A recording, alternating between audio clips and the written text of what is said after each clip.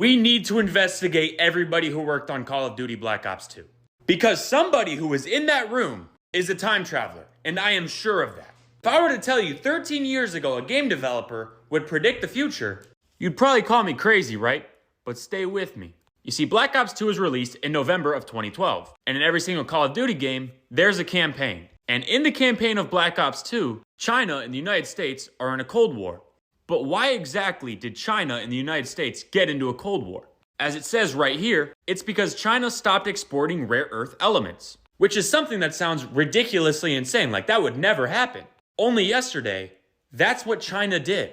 You may be thinking, oh my gosh, this is a reach. It's a video game who said sometime in the future this would all happen. But it gets even crazier when you realize when Black Ops 2 was set. Because in this video game, it's not set in 2012. In fact, it is set in the year 2025, as in the year 2025 that we are in.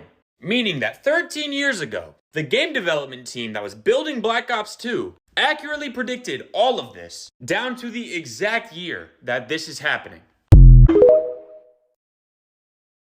While we're f***ing around the Middle East, the Russians and the Chinese are getting real cozy. Now, the politicians, they want you to think this is about ideology. It's a lot of horse. Give me your phone. Go ahead. Rare earth elements. Whole f***ing world runs on this shit. Who controls all of it?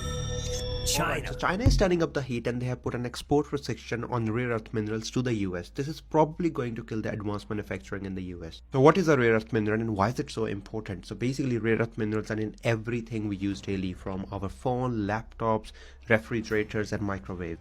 Everything electronics in our home has some sort of rare earth mineral in it. And the thing is, there are not many countries which have the rare earth minerals in the ground, and China is one of the countries with the most of the rare earth minerals deposit. China has a sort of monopoly on rare earth minerals in the world, producing almost 70% of the global supply. Whereas US only produce around 12% of the global supply, but US needs much more than that for its industries. And rare earth minerals are used across major US industries including military, aeroplane, cars, semiconductors and chips. So China has now basically said, okay, you keep putting tariffs on us, we are just basically going to stop exporting these key elements needed for your industry and manufacturing base.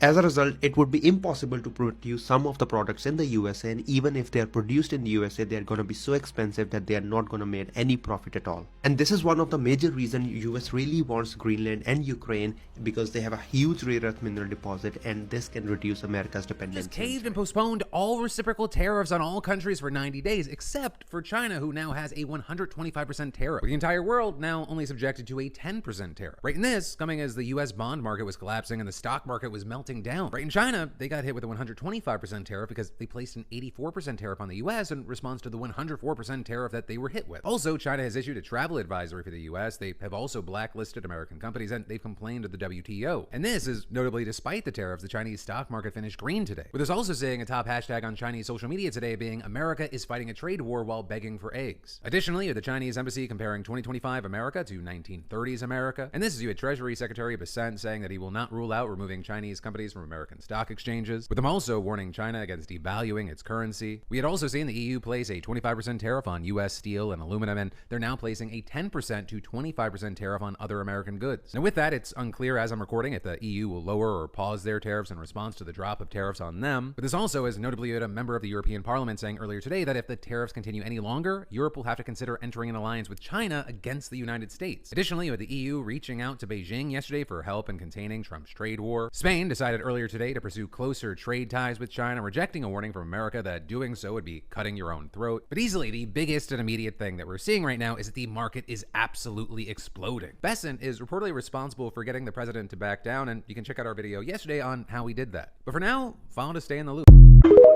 Ну, знаете, я вам хочу что сказать.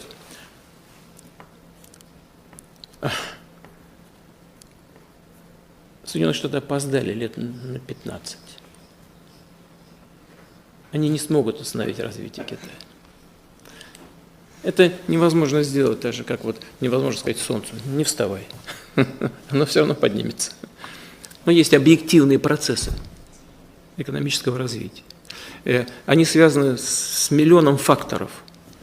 И вот это попытка сдержать развитие Китая, она негативно отражается и на экономике самих Соединенных Штатов. Они делают производство ряда своих товаров низкоконкурентоспособными, а если дальше пойдут по этому пути, сделают вообще неконкурентоспособными в отдельной отрасли экономики. Так сложилась кооперация на протяжении предыдущих десятилетий между экономикой Китая и Соединенными Штатами. Она взаимосвязана. Все это понимают. Но вот те действия, которые мы наблюдаем сегодня со стороны Штатов, мне кажется, что они имеют контрпродуктивный характер. The sound you hear from China today is defiance. I don't feel it at the moment. China's current attitude reflects that our country is strong, this woman says. I have confidence in China because it's not the same China as it was before. China is acting with a sense of defiance that it seems to be confident that it can weather this storm. Now that this challenge is coming, the Chinese government is saying, well, we are prepared, and therefore they're not going to necessarily give in. The Chinese Communist Party has spent decades building a superpower, both economically and as part of its national identity. HSBC Bank chief Asia economist Fred Newman says at some point this becomes about who can endure the most economic pain. If you look at 3-4 years down the road, China could live without access to the US market. That's because China has prepared for this moment since 2018, after being caught off guard in the first trade war. Since then, it's worked to reduce its reliance on US markets, with exports to the US now just 3% of its economy. President Xi Jinping has also pushed for greater domestic consumption in an effort to pull through this crisis.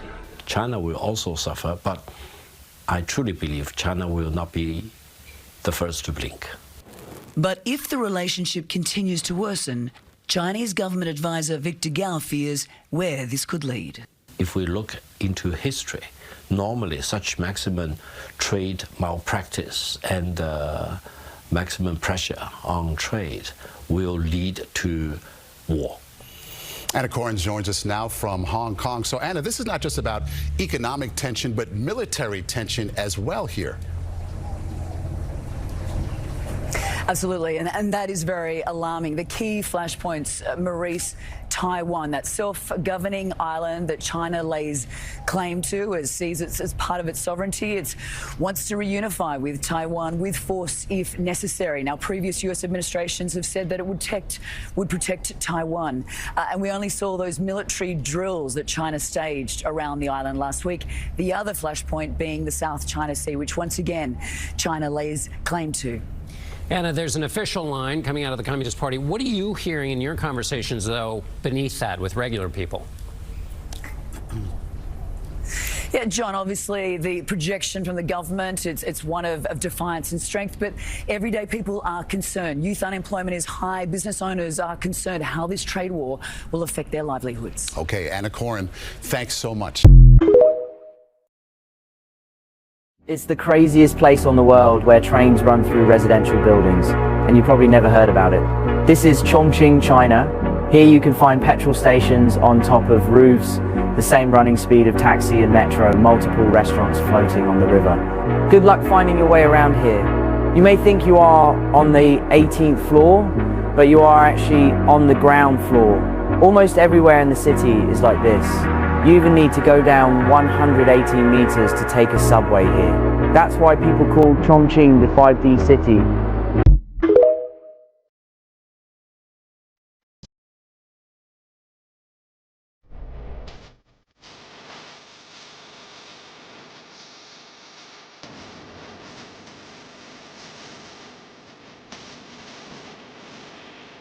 I've been very concerned lately about China. You know, they're in Africa. They're lending money to countries to build ports and different infrastructure. To build what? Port. And harbors. What's wrong with that? And well, because countries that need ports get ports.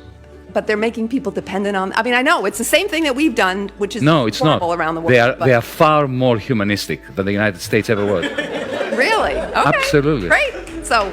Let me give you an example. Of course, they are peddling for influence. Yeah. Yeah. But they are non-interventionist, absolutely non-interventionist in a way that Europeans, the West, has never managed to fathom.